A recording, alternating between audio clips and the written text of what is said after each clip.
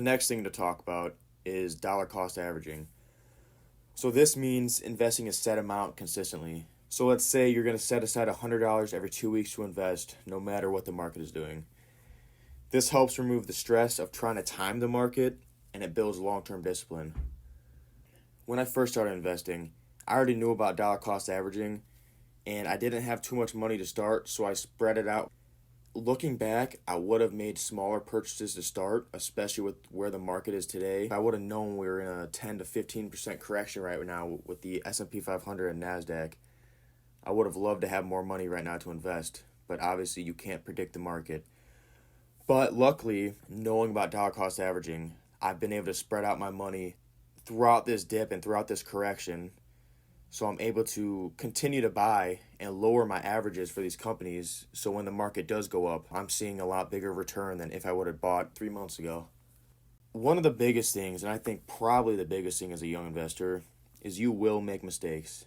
And that's for all investors, not even just young investors. And that's completely normal. You just want to make sure you're learning from those mistakes. The hardest part of investing is staying calm. You do not want to chase the hype or panic sell during dips, and the long-term mindset always wins. Being young, you're going to have so much time in the stock market, so these small dips aren't really going to mean anything 10, 15, 20, 30, 40 years down the road. They're just going to be seen as buying opportunities. Right now is a moment where I'm staying patient when others aren't.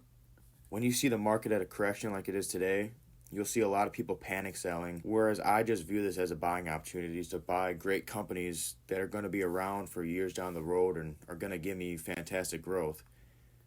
So times like this are really just a time for you to practice your emotional discipline. And if you have the money to dollar cost average, this is when you do it, in those market correction moments. So to close this up, answering the question, I'm a young investor, how should I build my portfolio? I hope this helped you out. You do not need to be perfect. You just want to get started. Learn as you go, stay consistent, and keep growing. If you've got a long time horizon, small moves can turn into something massive later. As a young investor, you have the time to be risky. 60 years old, close to retirement, you can't be as risky. But especially me and anyone in my situation being a college investor, take on the reasonable risk. And you're going to thank yourself later.